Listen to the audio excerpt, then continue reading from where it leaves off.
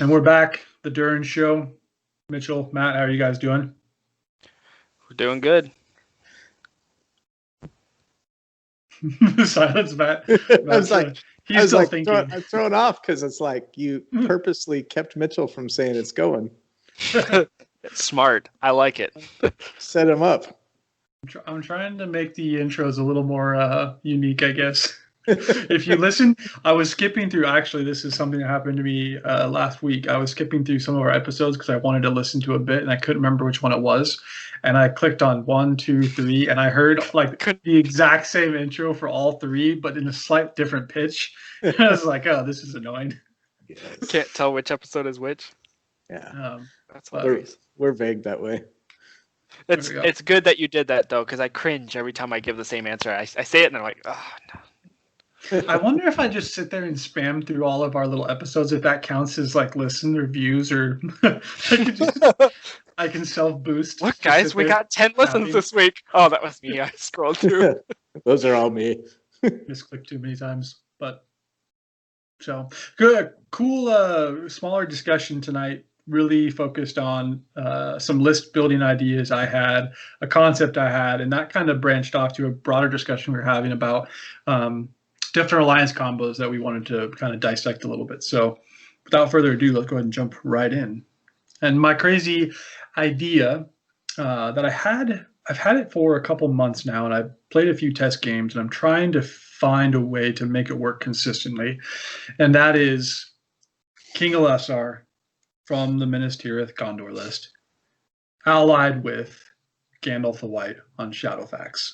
So it is the two heavy hitters. It's the two 240-point heroes, so 480 points of heroes. And how does that actually work? And I've only played it at 800 points so far. I have an idea at 750. And I think everybody has lots of ideas at 1,000 points because it's a lot easier to get those big two hitters in there. But so really, I'm focused on 800 points. And I'm not going to go through the entire list because it's super quick. But basically, it's Aragorn, Gandalf, 2 warbands. Both of the warbands are maxed out. Yes, 33 total warriors, so 35 models in the army, including the 2 heroes. They are, I think I bring 4 Knights of Gondor. I could be messing that count by 1. 4 or 5 Knights of Gondor, and then the rest are just spears and shields, Minas Tirith soldiers. So no elite troops, a few knights with lances for additional mobility, and then Aragorn mounted, Gandalf mounted. So it is the most bland list possible. I'm trying to paint him up with a cool snowy theme to make him look cool. But yeah, so the concept of the 2 big heroes. It seems bland, but I have watched you play this, and I've been trying to wrap up a counter for it, and it's actually fairly difficult too, because you have this massive defense 7 shield wall that doesn't care, and then you have Aragorn and Gandalf doing what they will. Like there's no stopping them whatsoever. So it's pretty potent. What I'd like to do is give you guys a little bit of background on why I wanted to build the list, and then how I've kind of play tested it a few times, and then basically have you guys tear it apart, critique, call out weaknesses, call out basically what am I going to run into. I've only had a chance to play a couple games, so what do I have to look out for, and what obvious pitfalls are about to hit me. So perfect. The background's really easy. It's because I love Aragorn. He's like my favorite character in the game. I never get to play with him because I never play armies with Strider until I just recently played the Army of the Dead, so that was fun. But Aragorn is a character in the movies, the books, and in the game, by far my favorite model. He's just so expensive. It's hard to play with him consistently. He's almost an army in and of himself. But yeah, Alessar, an absolute beast, and he's an absolute beast that can be worth about 25 points if he runs up against magic with only 3 will. So very easy to get immobilized out of the game, transfixed out of the game, and honestly, even drain courage out of the game. If you have a ring wraith with lots of will, a ring wraith, an Angmar combination where it's a barrow white with paralyze or drain courage, you can almost be neutered that way as well. So my thought was, how do I play with Aragorn and not have him potentially be wasted in a tournament series? So the obvious conclusion within his list is Gandalf the White, because Gandalf the White brings Fortify Spirit. There are some other options with spellcasters. Like you could drop the Lady of Light in as a convenient ally, but I really like the Gondor army bonus, +1 courage. I really like it because it makes Aragorn courage 7. I think Gandalf's either courage 7 naturally, so he'd go up to courage 8. Mm-hmm. Yeah, I think he's one of the few that does that. Yeah. So he would go to basically fearless. All of my warriors. The big thing is the warriors, because if I'm playing with that few models that are not elite, if I get to end game and my 2 heroes get tied up for whatever reason, I can't have even more guys running away. So courage 4, a lot better for me than courage 3. Because Gandalf doesn't have Aura of Command, correct? No, That's one of the few spells he doesn't have. Okay. It'd be amazing if he does have Aura of Command. That no, would he be. does not. Yeah. So, Well, it's more thematic to go with Gandalf than Lady of the Light, anyways. So, points on theme. Yeah, and I honestly, I think Gandalf will, maybe to get into it, I think Gandalf's amazing, and I don't think he's lacking in his combat abilities or combat potential. So, anywho, that's the background. The play style and maybe some of the strengths that I've noticed before we jump into specific critiques. The army moves incredibly fast. So first turn is always, if you're up against a shooting army, you've got blinding light, so you're not worried about getting shot off the board. Aragorn calls free heroic marches. So I think what people don't realize is Shadowfax is 12 plus 5. So Shadowfax has a 17-inch move range plus Gandalf's spell range. So from turn 1, I have the potential to move forward and Sorcerer's Blast a model into heroes' horses and knock everybody prone. So people's cavalry model, the deployment usually looks weird if they're thinking that far ahead. If you're shooting or if you're trying to deploy on an objective base, so I have played actually with the small force 2 objective based scenarios, and if they deploy segregated, I have the ability to pivot and run towards a single warband to try and wipe them really quick with incredible speed. Because again, Aragorn, Gandalf, and the 4 Knights of Gondor, or Knights of Minas Tirith, all moving 15 inches. Aragorn in combat's amazing. Fight 6, elven weapon. He's killing comfortably. He's killing 2 to 5 people a turn because I'm always hero combating. Really, the only strategy that I have played so far is just get Aragorn into combat as soon as possible and just combat. And Gandalf is floating 8 or 9 inches behind with the ability to a Sorcerer's Blast additional people away or command or do something to help Aragorn not get piled on. Hero counter, I guess. So, and then the Minister of Warriors run for objectives and try not to die. So, yeah, and with Shield Wall, the lower model count, you can set that up where that doesn't become a problem because your Minas Tirith Warriors at strength 3, yeah, they will get a few kills, but really their job is just to block and make sure Aragorn's not getting overwhelmed and trapped. Especially at fight 3 too, yeah. So what do you guys see as the big weaknesses to this? Obviously, we've talked about the strengths. What would you be scared of? Because Marcus, what was your points level? Was it 750 or 800? 800. 800. So this is a Nova style list. What would you not want to see right now with this setup? Monsters and fight 7 monsters, or maybe I'll just make that more general. Anything with multiple fight 7 models, because that would force me to strike, and by striking that reduces the amount of hero combats I can have. Yeah, well, I guess multiple being the key, because if it's just one, then you can probably get a transfix or a compel off with Gandalf. So yeah. Okay. One thing I'm seeing is you said you want to hero combat every turn with Aragorn, using that free point of might potentially. I worry about you running out of might since you're committing all your free points of might to hero combats, and you do need to move first with Gandalf and Aragorn every single turn. So I could see 6 points of might. Yes, you have your free per turn that you could use that and just not call a hero combat if you run out of your 6. But if you channel a spell with Gandalf, that's 5 now. If you decide to heroic move with Gandalf a couple other turns, maybe that buys you 2. But you really need might for Aragorn in case he botches a roll. Yeah, he has his banner for himself, but I could see might being somewhat of an issue, even though you have Aragorn, because your strategy is so dependent on your hero combats. So, yeah, it's a great call out. So, and to be more specific, the general formation that I tried with a few of my games is Aragorn is cannonball for the enemy, Gandalf floating 6 inches behind. So Gandalf would always have the ability to call a heroic move and support Aragorn. Gandalf, when I've played, I have usually channeled 1 to 2 spells a turn, so that gives me 1 move from Gandalf. In the turns that I don't have priority and can't win it, I actually don't call a heroic move, and I let Aragorn fight straight up. Because if I can position him well, I'm not going to let him get trapped. It's going to be charged. If I'm fighting infantry, 2 people fighting against me, and he actually just he doesn't get the charge on that first turn. He's still rolling 3 dice base, and his banner affects himself, so I get 4 dice, even when I'm not charging to win the combat. Mm-hmm. And then I can heroic combat into a charging, get my knockdown bonuses too, or bounce back and kind of retreat to safety a little bit so I can set up the next turn.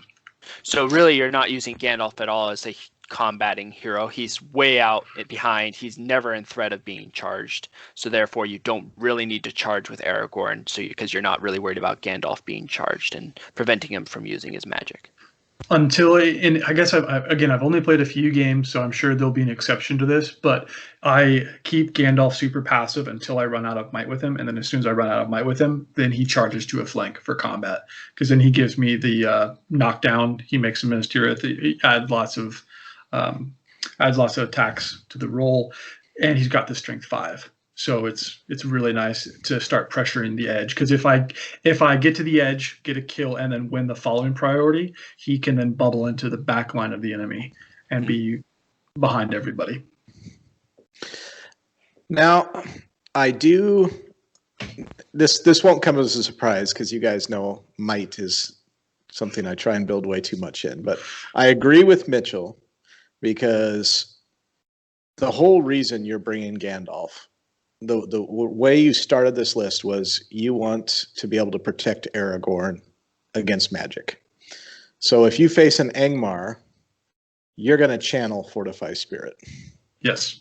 Okay, so you're down to Gandalf having 2 right off the bat, points of might left. Aragorn is a might machine, so this will sound weird, but the fact of the way you're going to play this, I don't know that your model count is number 1 concern. They're very hardy. My biggest suggestion would be, what would it take to get Madril in this fold? Because let's pretend you get Maelstrom of Battle deployment. You cannot afford to have Gandalf away from Aragorn. So if you burn a lot of might right off the bat, you are up a creek. Having the Master of Ambush ability and having those 3 points of might for 55 seems like it would be clutch. Now I know what would your model count be to get rid of 55 points? Drop the 4 or 5 knights, whatever it takes. I don't think I would drop, and it's actually if my notes here are right, I'll have to go back and do the math. It's 5 knights, and they're 14 points apiece. Yeah. So I could drop 3 knights and 2 warriors. Yeah. And add in, because I would want to keep 2. And the reason I'd want to keep 2 is left and right flank pressure. Objective grab or a fog of war, run off and get it real quick. But what do you guys think about that? So, I mean, I kind of like this concept. I really like it. It's really tough. I'm not writing this off. This is a good combo. I'm just trying to maximize what problems you would encounter. And automatically, I think Matt gave a great call out for Maelstroms could really screw this army.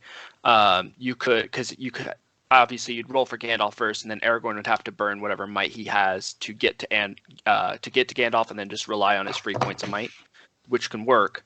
I see banner scenarios really, really hurting because now all the pressure's on Aragorn and Gandalf to get to that banner, and automatically you're losing by 2 points. So I could see banner scenarios potentially screwing you. Yeah, so those are just off the bat. I think that's a good call out for scenarios. Yeah, I had to pull up the profile for Madril, but I want to talk through these one at a time. So, on the idea of Madril, 3 extra might would be huge. He even has March to. Sweet. Okay, so that would drop me, again, we're plus or minus 1 or 2 models, but that would drop me functionally to 31. I'd basically drop 5 warriors plus add a hero back, so I'm at 31. That is super low. That's a very elite army with not elite troops. These are like the biggest wet noodles. Well, and I mean, this might be stupid again, but I'm thinking most of the time, if you break, you're giving up 1 point and assuming that you're going to break the other guy with this combo bit list. So with your courage, you're not worried about breaking per se. And with your stand fast, you then have a 3rd stand fast. I just don't think, I think with everything at risk, I would worry less about giving up break points than I would about not being prepared for what Mitchell described as in a scenario where you're being outmoved or not being able to use Aragorn's might for heroic combats.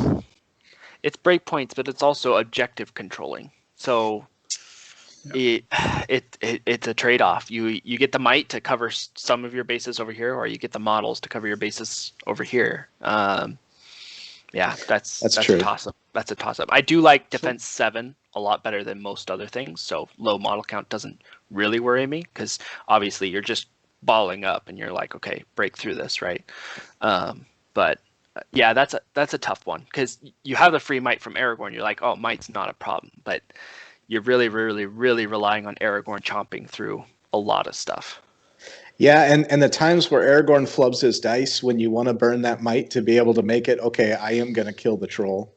I don't know. And I could be overthinking it, but it's really nice to have that reserve with Madril. No matter what, you've chosen wrong. So you go without Madril, and your Aragorn's gonna flop 3 dice rolls. And you're like, if only I had 3 points of might, And then you're gonna go with Madril, and then you're gonna lose objective games. So it like whatever you choose, it's gonna be tough. Yeah. So Marcus, my last thought on this, I love the concept. I personally think what I would be scared to see if I was playing this is a force that has nothing to do with magic, that has very killy troops with +1 to wound, because you're basically committing with Gandalf. And Gandalf, while he can be a good combat hero, that's not his primary purpose. I know you could do stuff with Sorcerer's Blast on a 50-50, but those 50-50 betrayed you. So I would really hate to see a Goblin Town. I would hate to see a Gothmog's Legion, honestly, because Gothmog's Legion with that bonus. Yes, the kind of thing. Master of Battle, that would really be a pain because they get the Hatred Man. They get that would be a pain to see. Yeah. Horde in general, I think, would be really hard because, so quick math, Aragorn's going to kill, let's say, on average, 3 guys a turn. On a 6, there's usually 6 to 8 turns of combat. So he is somewhere between 18 and 24 guys killed just by himself. Usually that will break an army. So Aragorn's good for breaking an army by himself. And if anybody else in my force can add on a few kills, especially early on, it can help waterfall that really quickly. Unless Aragorn hits a hero, then Aragorn's going to stall for a turn because you're not going to be hero combating. So if they have a hero that can run into Aragorn in heroic defense, that's going to be problems. Now Aragorn's really, really pressured to break the army. I agree because even though I lost the game, I played Charles at the Portland tournament, and I lost the game handily, but Shagrat tied Aragorn up the entire game. It was a lesser. So, again, we're kind of all over the place, but my mind is racing with all these ideas you guys are throwing at me. Aragorn, have you guys ever seen Aragorn played like a coward? Because that's kind of how I play him. Aragorn runs for the squishiest, weakest part of an army. I played one of the guys from the Seattle scene here, and he brought an elven. I think it was actually a pure Lothlorien list. No, it was allied because it was Glorfindel was his main Elven combat hero, and he had what three Elven heroes, and Aragorn the entire game managed to dance like around each of them and never actually got into. I think he got into combat one time with one of the big heroes. So I play him like a scared chicken. I don't know if that's. I don't know if that's doable consistently to avoid. It is doable. I mean, whatever if you're focused on it, you can do it. Yeah. Wow. The only things that would screw you is dice rolling. Obviously, if they get initiative or priority every single time, and they're dictating where the lines are going, then that would be a pain. But yeah, you can do it. Yeah. The other thing, so really quick to jumping back to what you guys were saying about the Maelstrom battles. If I'm rolling, I'm gonna deploy Gandalf first. Gandalf, if he rolls a 2 or a 3, then I don't get to choose. My opponent chooses. So I have to roll a 4, 5, 6 or a 1. A 1, 4, 5, 6. So at the worst case scenario, I would have to burn 2 points of might with Gandalf on his deployment. And then Aragorn, the worst case is I would have to burn 1 point of base. Yeah, 1 point of might.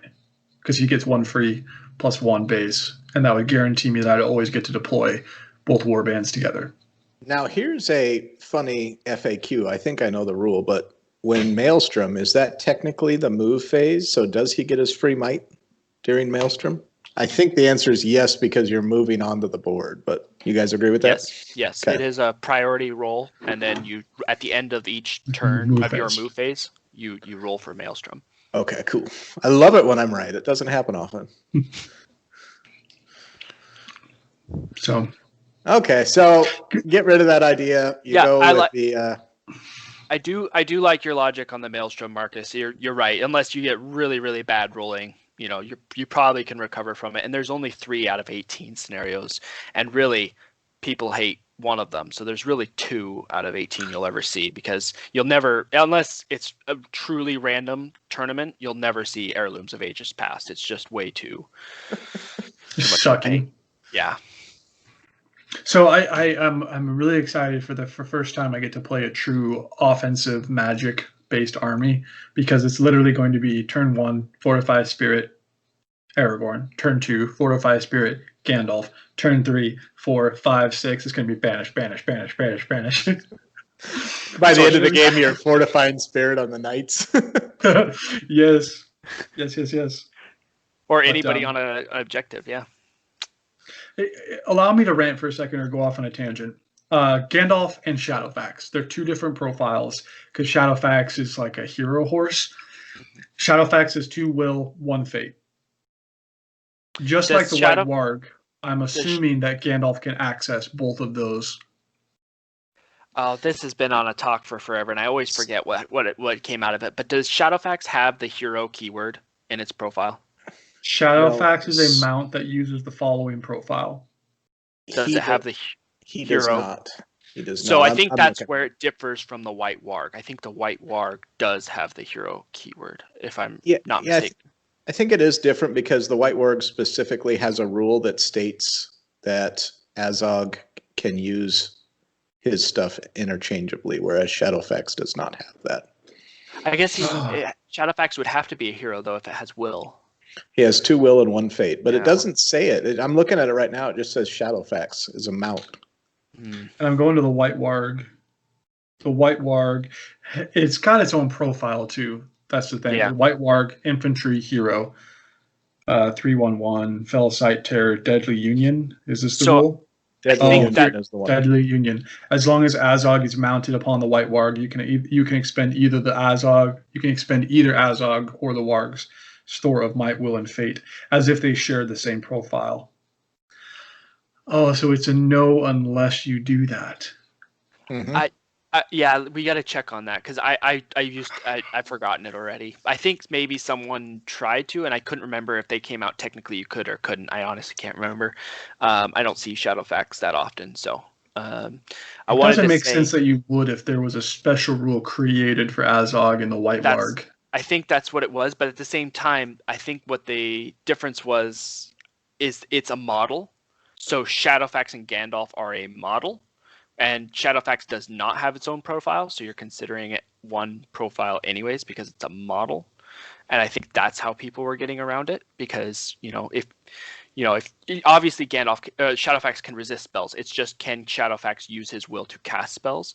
That's where the discrepancy was, if you will. But I can't remember what came out of that. Okay, so let me ask clarifying questions. So, if somebody targets Gandalf with a spell and Gandalf is mounted, they target the model. They can't choose. Correct. If it's immobilized, they can't choose to immobilize Gandalf. If it's a black dart, that's still targeting the model. They can choose horse or rider. Correct. Okay, and so still Shadowfax can use his will to resist it. Yes. It's just the casting part that I know people are trying to get around with. Yeah, because 2 extra will on casting would be huge. If I could if I was base will 8 with my free will per turn to cast. Yeah. So I have 2 will to protect me against incoming spells. Shadowfax has. Oh, I'm sorry. I was looking at the W's and I thought that was wounds. I was like, Shadowfax has 2 wounds? No, that's will. So he's got 1 wound, 1 fate. Now, what is interesting is Shadowfax has Courage 5, so you can dismount and keep Shadowfax on the board. Can't keep Shadowfax. Horses automatically run away. Because they have no courage. But it says specifically, mounts only wargs can test to stay around. Horses automatically run away. I think Matt might be right on this. And actually, because horses have Shadowfax would be courage. Oh, they do? Horses do have a courage value. Oh, I thought horses didn't have a courage value, so I could. No, they have a courage value of 2 or 3. I know for sure on my chariots they do. We should double check that before. Yeah, I'm looking at a horse for Boromir. Yeah. It says courage 3. You're right. You're right. It doesn't say a horse though. It says a mount. I think wargs are specific that they can stay around. They might have a special rule in there. I'm not sure. Does it? When we go on to mounts, I got to look it up now. When we look on to mounts, I think it calls out wargs. Let's look it up because I think you're right, Mitchell. But it's just interesting, and I do see that horses do have courage. So my point is gone. Is it the attack characteristic? Because the horses, even Shadowfax has 0 attacks, but wargs have 1 attack in their profile. I think you guys are mixing the same thing, but are both right. Okay. I'll start looking into it while you guys carry on. Separated mounts here. Continue on. Yeah. No, I want to look this up too. Mounts that have a value of 0 for either their attacks or courage characteristics, such as horses or ponies, are considered too timid to stand their ground and would automatically flee. So we're both right. They don't have a 0 attacks. So we're both right. So it's the attacks characteristics. Good call out, Marcus. Yep. Because that's the difference. Because I was thinking of Felbeast. Felbeast automatically flee because they specifically call that out, which they do have a courage and attack value, but they specifically call out that Felbeast automatically flee. Automatically runs away. Right. All right. Well, that's why you never see a Shadowfax dismount. It'd be a good objective grabber. You just dismount and you have a 12-inch courage 5. Wouldn't that be awesome? That's what I was thinking. This game just got broken. Courage 6. Guys, the army bonus. Army bonus. My horse is braver than most leaders. Actually, that would pay off huge against Army of the Dead. Courage 6. Yeah. Courage 6. Oh, because when they try to strike Shadowfax. I like it. Well, I am excited to keep playing this list. I think there's a lot of... I need more games because hordes are going to be a big challenge. All mounted is going to be a big challenge. The +1 to wound is going to be a big challenge if I get into these like Burly. I'm thinking Hearthguard. I'm thinking Abracangard. All of these people that... all of these people that could chew through D7. Urukai would be a problem because they have a lot of strength 5 captains running around that aren't like necessarily scary, but hard to get to. Yeah. Berserkers with 2 pikes to back them up. Fight 4 armies. That would be a big one because I'm all fight 3. Yeah. The 6-inch banner from Aragorn is super nice. I want to keep playing games because I really, again, this 2 warband ultimate drop. How fast can I just churn through all of my resources to kill as many people as possible? That's what I'm excited to keep playing through. It's definitely a lot of pressure on your opponent. I do think you should do it though, just to see all the Angmar meta players just get sad when they see you. Like, Guys, yeah. just We channel. haven't even engaged in combat, and the shade is out of will from resisting the banish. Guys, channel banish on Gullivar. Can you imagine how scary that would be? Yes. Because the Gullivar's first turn running. March, first turn March, I have, what would that be? That would be a 29-inch range because I think banish is 12 inches. Yeah. So March Gullivar couldn't hide. Yeah, Gullivar couldn't hide. I ran Lady of Light in one tournament for that exact reason, and I never saw Angmar, which is a bummer. But I did see Army of the Dead, so I was like, I'm taking it. So every turn, I was like, that rider goes away. That rider goes away. That's awesome. Oh, that's awesome. And just for the sake of calling it out, I know there are different ways to kind of get the same effect. The one I've talked about was Lady of the Light. You can basically drop Hurin and the Lady of the Light for about the same cost as Gandalf the White on Shadowfax. I intentionally don't want to do that because, one, I want to make both of these monster heroes play together. I realize it might not be the most efficient. Still, the jury's still out. I haven't played them that much. But I also really like the army bonus. I think the Minas Tirith army bonus is hugely underrated. And I don't want to give it up with the Yellow Alliance. So. Yeah, points for theme. Yep, do it. And plus, it's good to get away from everybody dropping Lady of Light now. So. Yeah. It's my avoidance of what's overly popular right now. I'm the same way. More to come. Hopefully this winter we get to play a lot more games, and then this will be my, I think, most played army for the next couple of months for sure, because I really want to play test this. Interesting. So, anyways, on that segue of keeping pure alliances, that kind of leads us into the concept of what happens if you say, screw it, I don't want these alliances, I don't want the army bonus, and you get into the realm of yellow. Not red, don't want to talk about red tonight because I don't play with enough red. I don't think any of us play with enough red. But yellow, talking about ideas we've come up with yellow alliances. Yeah, so you can't say not themey because, I mean, the yellow concept is they technically existed together and some of them are themey. So you can still be themey with a yellow alliance, but no army bonuses. Mm-hmm. And the biggest example was that Lady of Light that I just talked about, that I took to a tournament, that was with Lothlorien. So it was Galadriel in Lothlorien. That was a yellow alliance. But yes. Yeah. Basically, my idea was I'll sacrifice that everybody gets 1 resistant to magic, and that way all my heroes get 2 resistant to magic. That was my sacrifice. Yes. Which is still pretty effective. Yes. And I got a combat hero, a 4th combat hero out of it. The fact that she's strength 4, I don't understand that. Because her Lothlorien true profile, that's still strength 3. Yes. And unarmed. And so back when the war aspect first came out, she was strength 3 and she had a dagger.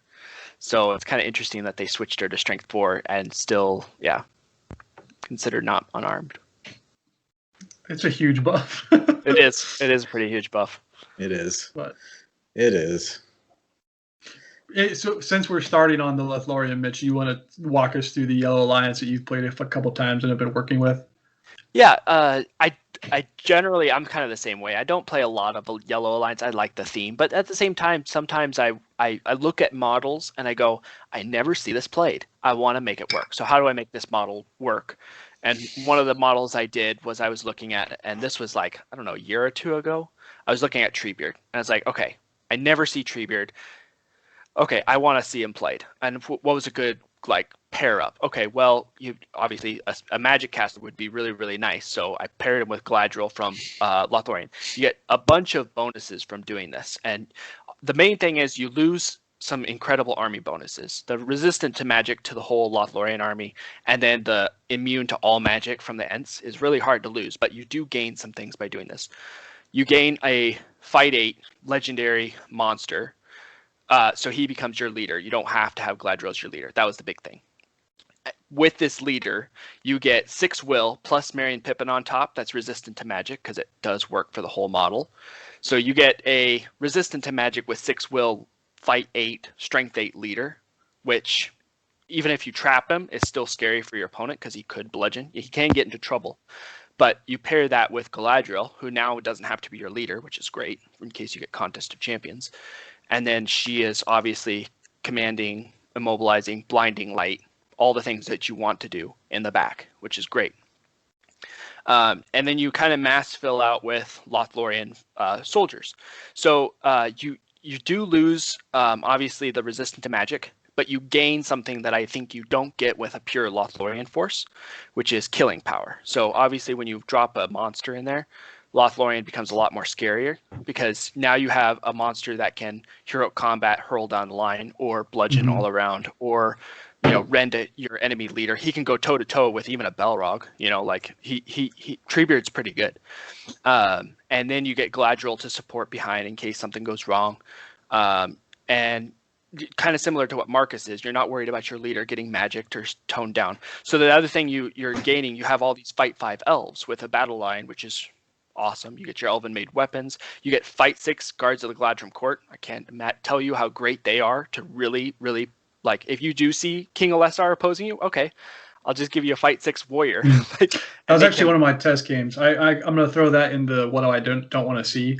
All these stupid pikemen were just like dancing around the back line, chasing Aragorn around, not getting into combat. And yeah, he was screwing with me. Yeah. So I add that to the list of things I don't want to see again. So you gain a lot of different things, and then like to pair with that at 800 points, I think what I had was 36 models, exactly 36 or 37, and that's including Merry and Pippin. So really, it's like 34, 35. I can't remember what the model count was at 800 points, and I got Galadriel in there, and then I was playing around with two different versions, either Rumil and Haldir together. Haldir didn't have his armor, but he did have a bow. That way, I could maximize the models. And then the other version I did was Celeborn.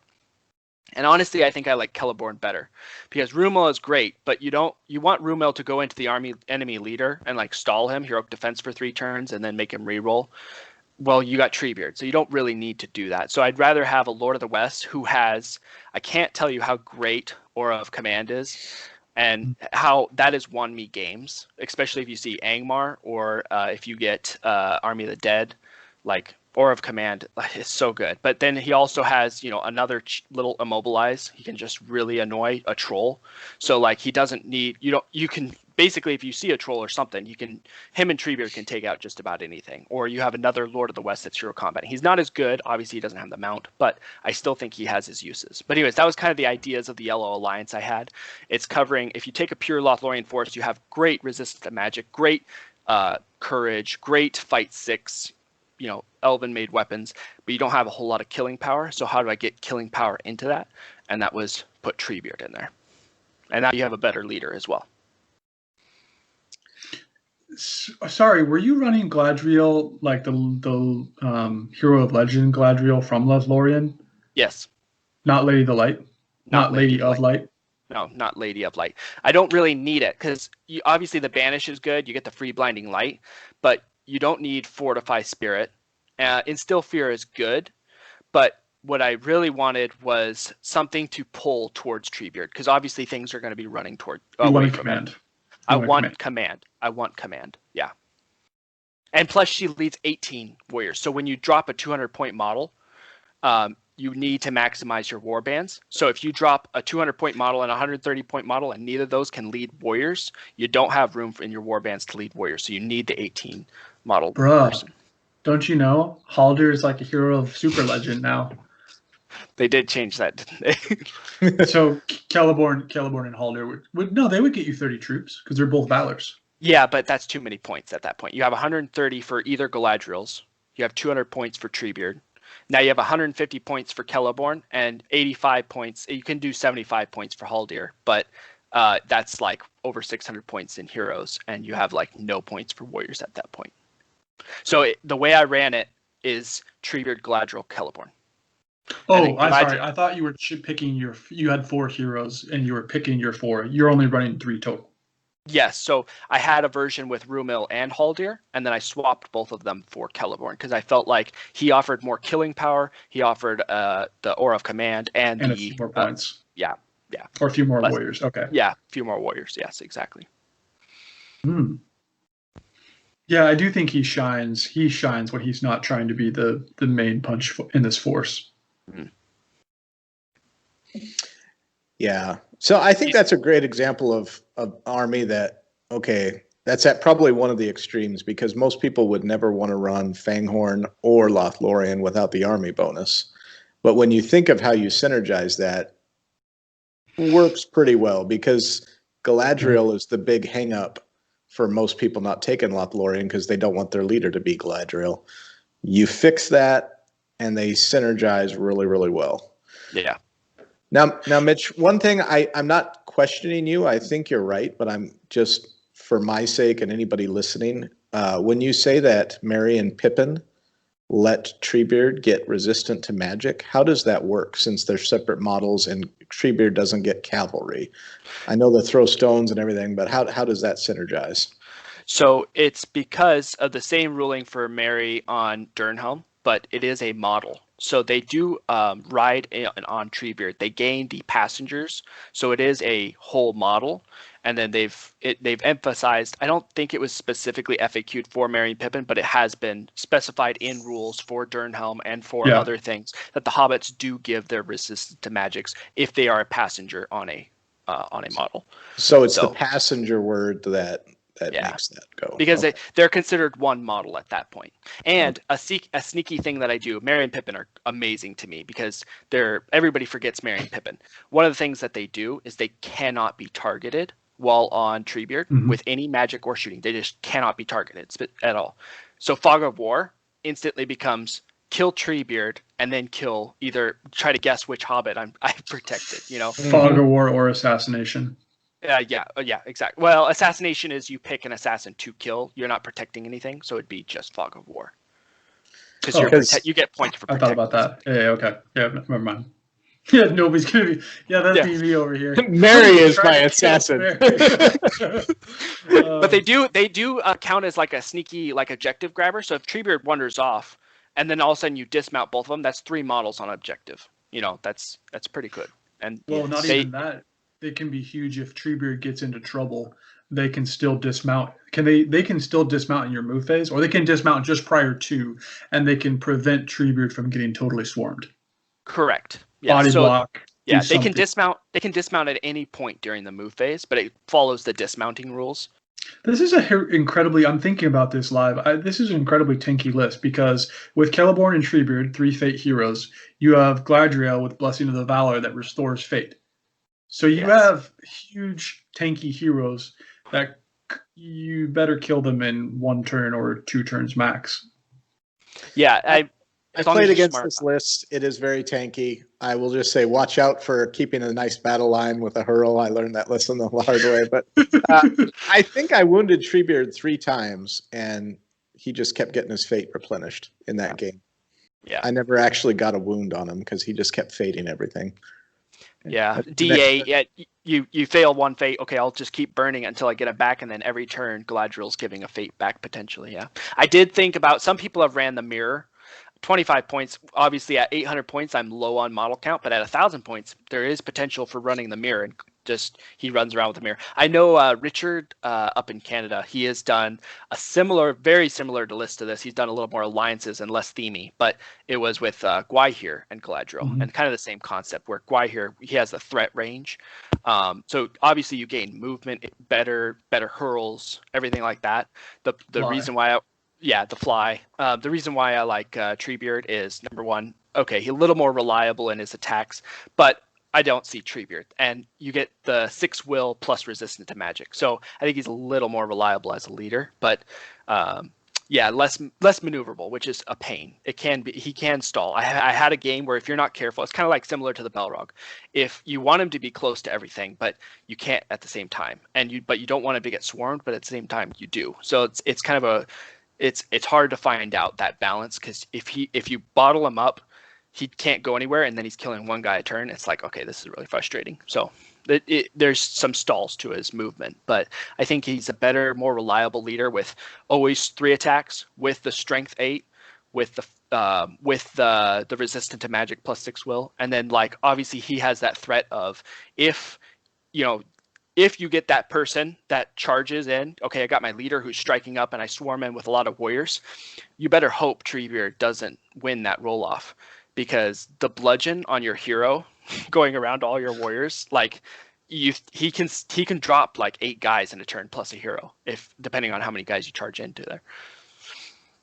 Yeah. Question. Does Enchanted Blades stack with Bludgeoned? No, it does not, because bludgeon is a brutal Has to power be a attack and strike. it's not a strike. Correct. I've tried it and I got called out for it. They're like, no. It's like, oh, yeah, I'm thinking channeled Enchanted Blades, +1 to wound on Bludgeon where you're wounding on 3s, so you're wounded on 2s, yes. Rerolling 1s. Yes. Because you reroll all failed. That'd be amazing. Great? That would be so good. No, unfortunately you can't. But I did think about this synergy. But it is cool and more reliable if you put it on Celeborn. Because if Celeborn traps a model and puts Enchanted Blades on himself, that's 6 attacks, re-rolling all wounds. So like that does pay off quite well for him putting it on himself. He's a sneaky guy. He's a good number 2 wide receiver. I heard that today. I'm gonna use that same quote. Yeah, I like it, and I do like that it's a more unique version of the Yellow Alliance with Gladriel and Lothlorien. The movement on Treebeard, that's got to be sucky, because even though he can barge, you're still giving up the fact that he's a 6-inch moving monster, and it can be much easier to bog him down in slush. Yeah, if I have to say Treebeard's biggest weakness, it's his movement. So with that big base and only 6 inches, it is a pain. Very cool. But again, 3 might on a monster hero, very, very good. If you're gonna get a banner running around behind him, yes, he can do well. And I think it goes also towards like when I run the Belrog, it's like the chances of you getting VPs off for wounding or even killing my leader, very, very slim. And I like that. I like preventing VPs to my opponent. You're basically shortening the game, because if you take 2 or 3 of the objectives off, no, not 2 or 3. If you take 1 or 2 of the objectives off the board, then you're dealing with like a total of 4 to 6 victory points instead of 6 to 12 victory points. It's much easier to shrink the game and force your opponent to do certain things. That's a good call. Anyways, that was just one of my Yellow Alliance that I've been running for the last year or so. So just wanted to throw that out there. Yeah, great combo. I think that's the fun of Yellow Alliances. I like Green Alliances, but when you're trying to build and strategize or playing pure armies, it's fairly straightforward. Doing yellow ones makes you start thinking a lot more, and it gets a time to kind of just be more creative when you're trying to figure out how to get a competitive advantage. And especially just looking through the army list. I mean, you guys tell me what you think, but I think there's certain armies that you would never play without an army bonus. Just to tell you what I'm thinking, Corsairs. Are Arbalesters nice? Yes. Are Reavers nice? Absolutely. But would you ever not want to get your trap bonus with Corsairs? For me, probably no. I think there's a few other ones like that. Like I'd say Fiefdoms. The Necromancer. Oh, Fiefdoms is a great call out. Yeah. Yeah, I think Fiefdoms. The Necromancer is good, and I think you're right, Mitch, because I've tried so hard to figure out how to make the Necromancer work with the Spider Queen, and just going down to 25 will without the extras, it's just not working so far. So I think a lot of those are a few like that. But I mean, then there's some armies that on the face value you say, no, I always have to have that army bonus. Then when you think about it, maybe I don't. And I think for me, the Hobbit book is probably the biggest example of that on the good side, because so many of the armies have great base troops and really good secondary heroes, and their army bonus revolves around the big beefy hero in the list. So example of that, Lothlorien. If you're going to take Rangers, you want the army bonus. If you're going to take Thranduil, want the army bonus. If you want to sneak in Legolas with a few Mirkwood elves, there's absolutely no benefit to that. So time for Yellow Alliances. Iron Hills, same way. That's a good call. I think Lake Town. What do you guys think? Lake Town. Now that they have made the rule that you have to have Bard in order to take Alfred, I think Lake Town is kind of, you got to take it green. I don't see much benefit unless you're just trying to bring Gandalf with some filler troops. Yeah. But I want to throw one by. I've been working with you guys with that concept in mind. I've been working on a list. So I love Erebor Reclaimed. Erebor Reclaimed's bonus is not that great anyways, because it just means that all the heroes in the list gain the Dubakar special rule. Their base troops don't benefit from it. If you do take Dane, he doesn't benefit from it. So think, okay, if I have Thorin in my list, then I need the army bonus, maybe. But if I'm just taking Thorin by himself, I could get away without it. So check this out. I'm trying to do a dual caster. So what I've got here is I've got 1,000 points, and it's for a tournament that I'm thinking about in February. And I'm taking Thorin Oakenshield on Wargoat. I've got Dane Ironfoot, Radagast the Brown, and Galadriel Lady of Light are the 4 heroes. My model count on this is very low because at 1,000 points, I'm sitting at 32. So I've still got some massaging to do. But before I go into the specifics, think about the beauty of Thorin on a goat, Dane on a pig, Radagast running around, being able to not. What is Radagast's equipment? Sorry. What is this is a big controversy because we can go several ways. I have 2 options, and we'll work through it to tell you how I got to my final deployment. But Radagast being able to knock troops down with the Nature's Wrath, and then Lady of Light doing all of her wonderful filth. So before we get to Radagast's war equipment, which will be the biggest thing that we need to discuss, the way I have this kitted out right now is Thorin's got 13 Iron Hills Dwarves in his warband. He's got 1 with a banner, and then he's got 12 with spear and shield. Dane's on his pig, and he's leading 11 warriors with spear and shield. Oh, excuse me, 12 with spear and shield. He's got 1 dwarf without a spear, just because of the way the points worked. And then he's got a goat rider with him. The way it's currently sitting is Radagast is on an eagle. So he loses his staff, and he's at 6 will. With my thoughts being having that kind of range and being able to dismount when the time is right and get an eagle running around just seems nasty.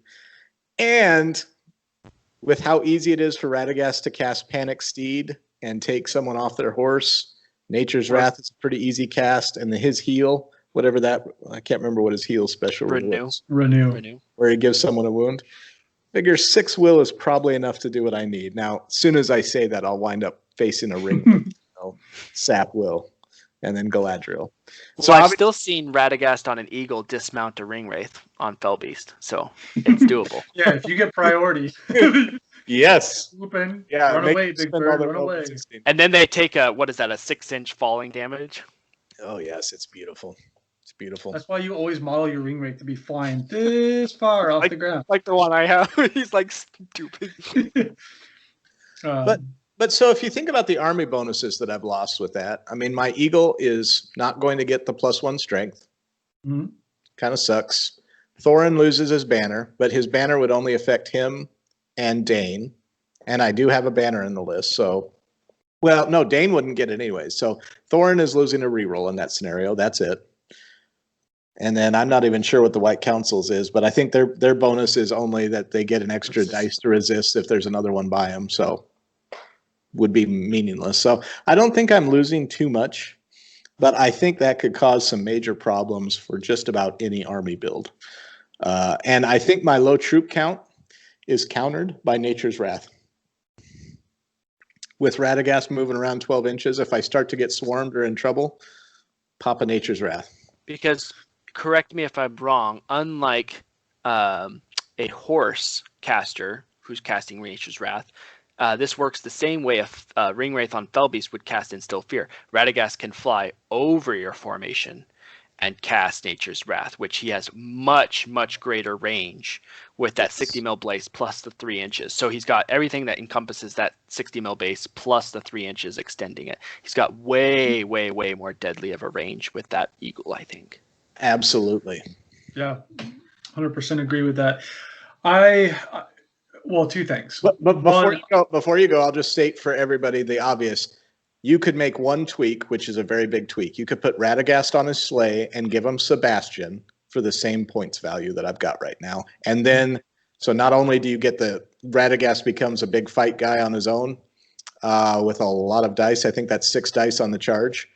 You get a bigger base for casting, and he gets a free point of will every turn by doing that. So that's the big augmentation that I've left on the table. Oh, that's something you've left out. Yeah, because in this version of your army, your Iron Hills dwarves and all your dwarf warriors are also causing terror with the Aura of Dismay if you cast that. Yes. Oh, you're stealing my thunder. Oh, dang it. Sorry. Slow down. Sorry. I agree with you, Matt. I think the bonuses that you're giving up are far less than the strengths that you're getting. Dane Ironfoot is similar to what I just walked through with Aragorn. He's incredible. I think literally the only way you stop Dane is having 17 guys to trap him for multiple turns in a row and just wait till he runs out of might, and then you get trap bonuses and try and kill him in one turn, or you magic him out. So it's just like Aragorn, having Lady of Light to protect both Thorin and Dane Ironfoot is clutch. The one thing I'm trying to look up right now, Dane Ironfoot's Master of Battles, his profile, right? Or is that the army bonus? It's army bonus. That's army bonus, but I'm taking him in Erebor Reclaimed. Erebor Reclaimed, so it wouldn't matter. Oh, it doesn't matter anyways. Yeah, I guess I technically could take him from the Iron Hills because it would make it a 4-team alliance. Yeah, we'll do it that way just to make it more interesting. Yeah, do that. And then you get it hurts less when I take him from Erebor Reclaimed because I don't think I'm losing Master of Battles. Well, you still have Fortified Spirit on Thorin, who can heroic combat every turn, so that's a huge protection there. So I love that. On to what Mitchell was talking about, the sleigh versus the eagle. I think the eagle is incredible. I think having a flying wizard is incredible. I don't think it will serve you well long term, like over the course of a 5 or 6 game tournament, to not have your free point of will per turn, because I think Aura of Dismay is going to be your sneakiest and most valuable spell in this entire army, because Lady of the Light has Harbinger of Evil. So not only are all your models causing terror, you're reducing the amount of charges. Everybody's going to be -1 trying to charge. Ooh. And so if you could pop that off early, but that's an expensive spell, and a lot of times you don't have time, you don't have multiple turns to try and get that 5+. You got to cast it like right now. And I will note that Lady of Light's Harbinger is only 6-inch. So she'd have to be pretty close to Radagast. So it's not a true Harbinger, but still, that's great combo, yes. You could still put it on a flank. You could have Thorin and Dane doing something crazy, and wherever you're trying to bottle lock your shield wall dwarves, keep Lady Light somewhere near. No, that's good. I think that one is going to be the hidden gem, because think about this: if you can stack the Lady of the Light near where you're popping Nature's Wraths, you're knocking people over. The following turn, even if you lose priority, people have to decide: do they want to stand up or do they want to charge you? Because they can't do both. Because if you try to charge, you have to do your charge test while you're on the ground, and if you fail, you can't move any further that turn, so you're prone for another turn. Yes. Yeah. And so if you're having swaths of people on the ground deciding whether or not they're just going to get up or charge, I think that could be pretty interesting. It could be nasty, really nasty. I think you give more buffs to your army if you put Radagast on a sleigh, and you give more killing potential if you put Radagast on an eagle. So you have lots of killing potential between Dane and Thorin. So an eagle hero combating and hurling down the line, maybe it helps, maybe it's what you want to go for, but it depends on how much you want to balance. You have a lot of killing potential already, and you got some good buffing to your army with Lady of Light. So I guess Radagast just has to decide which side of the line he wants to fall on.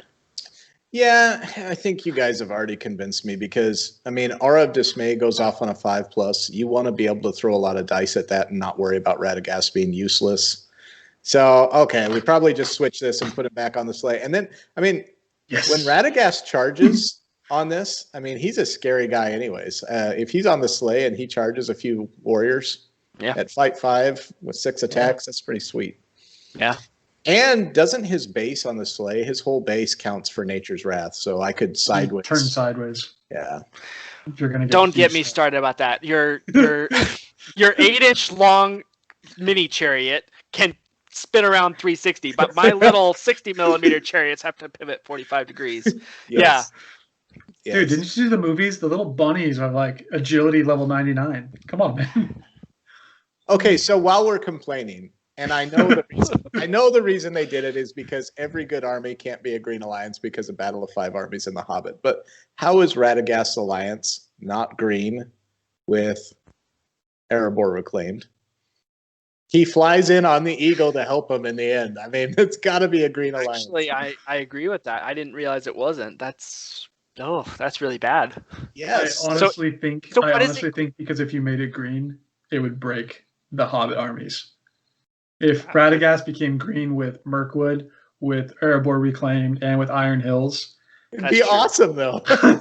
that would just because Gandalf is almost that bad. You pay a tax with Gandalf, but with Radagast, you can bring any version. You can bring Supercaster. You can bring Super Annoying Bunny Man or Eagle Man. I guess maybe they're where they're getting it is, well, that was only Radagast on Eagle, so Radagast on horse, on foot, and on sleigh. That's not green. I guess that's where they're going with that.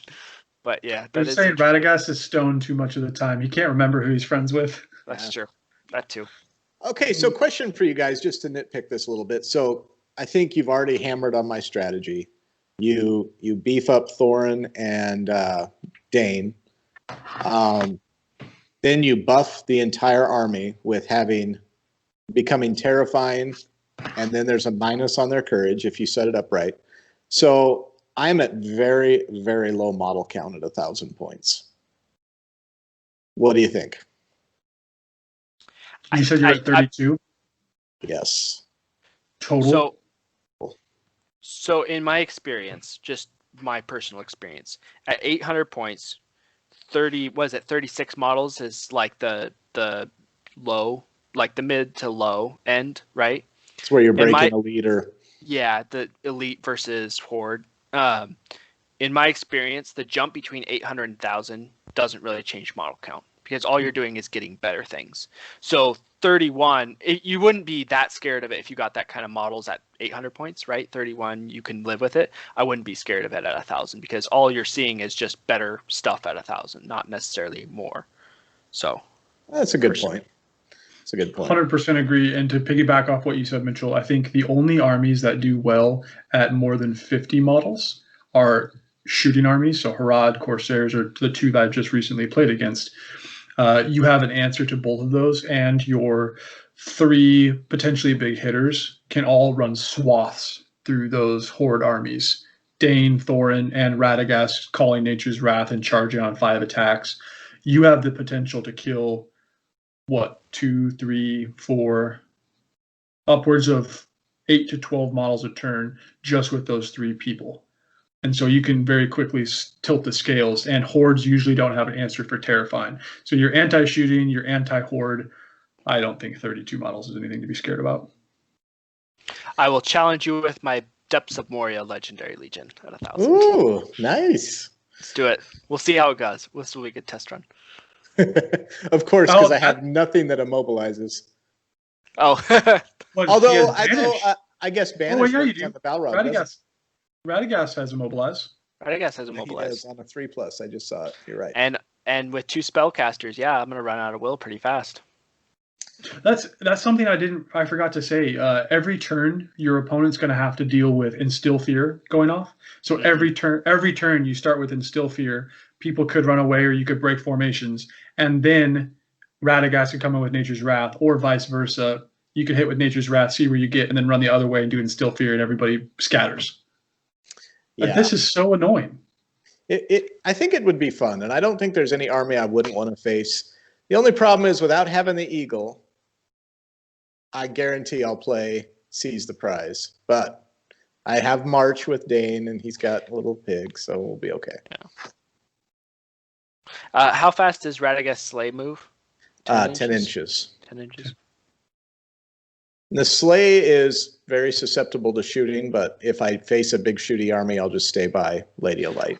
Yeah, you have blinding because the light. Slay is only defense 3 with 4 wounds. Yeah, horde armies would hate you. I really like this idea. I do like it. Because Nature's Wrath, I'm still tripping. Nature's Wrath is the annoying one. Because Wrath of Burinan still has the clarification where you don't knock things over that are more than strength 6. Nature's Wrath knocks everything over. So you knock trolls over, you knock big monsters over, you knock everything over. Yes. That is so annoying. Well, and I think the sneakiest spell in here is Panic Steed, because clearly a Ring Wraith would freak out. Mm-hmm. But even if you don't face a Ring Wraith, I mean, think about an army that I'm trying to think of something that runs a lot of cavalry. Like, start taking Royal Guard out on a 2+ if you don't need the spells right away, because it's a 12-inch range. So before you engage, something that can't resist and they're just dismounted. Yeah. Or any of the big horse lords, Celadon. Aragorn can use Fate, I guess. But all of these big heroes, if you take them off their mount, they instantly get neutered. Yes. So I love the idea. Cool. I like it. Well, those are the 2 yellow alliances we were talking about. Are there any other yellow alliances you guys were noodling on? I guess I have one. Well, mine I think is like everybody's I think thought of this or played this. It's Kingdom of Khazad-dûm. So pure Kingdom of Khazad-dûm. The traditional weakness goes back to Durin potentially getting immobilized, transfixed. Wait a second. We're going to now counter our friends up north that said Durin was horrible when our namesake of the show. Don't you know Durin is bad? Haven't you gotten the word? Durin is terrible. Hey, not to say anything officially, but the next time there's a tournament in the BC area that allows people from the States to come, there are going to be 3 Kingdom of Khazad-dûm armies. We're all showing up with Durin. The Durin show in reality. We're gonna show up, represent. Durin. And we'll all be different variations, but all 3 lists will have Durin. You say the points level, you say the games, you say the scenarios. Durin showing up. Yes. It's funny because they messaged me before they had released that podcast. They're like, "I'm really sorry," and I was like, What'd you guys do? And they're like, "Well, we were talking about underrated heroes," and I was like, "Well, as long as you didn't mention Durin, we're okay." And that's literally what I said. It was just silent. I was like, "Oh." That's awesome. I didn't get it at first because they were teasing me, and I'm like, "Oh, that's only Mitchell. He's the only one that likes Durin." They're like, "Well, that's the name of your show." I'm like, "Oh yes." Now I'm offended. I forgot. Yes, I have a stake in this. No, the alliance there is dropping Lady Delight to give the army another fight 6 combat hero, but then also giving Fortified Spirit to Durin. It's great. I personally don't think it's necessary. And I have a Kingdom of Khazad-dûm where I'm going to try the Double King's Champion with Durin, so I just out bash people. Because the +1 to wound, no, not the +1, the reroll ones. Matt, you were talking about trying to give up army bonuses. That's a tough one for me to give up. When you have Hearthguard potentially, or just Strength 4 dudes with Piercing Strike, potentially 2-handed weapons, the reroll ones. So amazing. I think you can include Lady of Light at 1,000. At 800 points, I would have a hard time breaking that army bonus to bring a Lady Light, because at 800 points, you essentially have to have Durin and a King's Champion, and at 800 points, you basically have to drop a King's Champion to get Lady of Light in there, and that's really hard to do because you want those double banners with the Fate, you want the extra King's Champion killing power. So I think, and the army bonus too. You're right, Marcus. As someone who's played Khazad-dûm a lot, I don't think it needs it, because even if Durin gets immobilized every turn, all right, fine. I still have 15 to 18 Hearthguard with getting +1 to wound running around. Killing potential is not a problem. So even if Durin gets slowed down, like, all right, that's fine. I still have plenty of killing power. Killing power is not, you know what I mean? Like, killing power is not necessary. Now, Durin gets in trouble with Paralyze. that has gotten me in trouble sometimes. That's where you bring Fortify Spirit. Exactly. It's for paralyzed. That's the problem.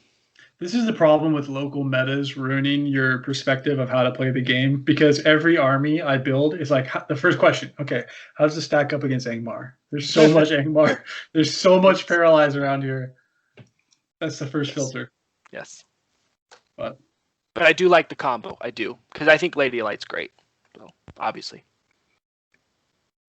Yeah, that would be sick when Durin isn't worried about that. Now, I have a quick question. It's kind of a tangent. Does Durin stop causing terror when he's paralyzed with his horn?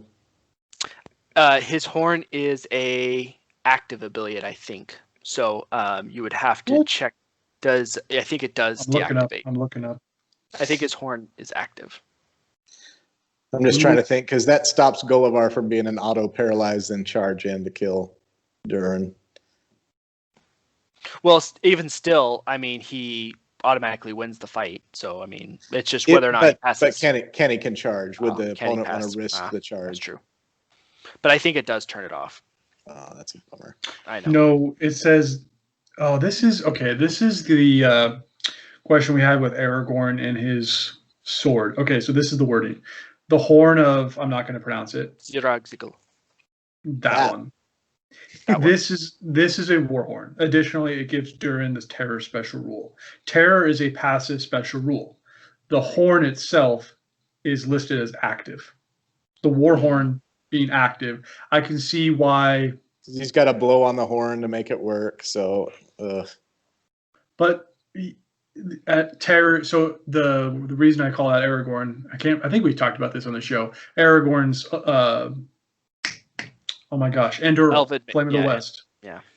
The Elven Maid is baked into the rule that it says it's active. So it's the Endural 4+ wounding is active. And at the end of the first sentence or whatever, it says this is an Elven Maid sword that gives 4+ to wound. So all rebuttal. So if you mobilize, yeah, that takes away active rules. Does that make it not an Elven Maid sword?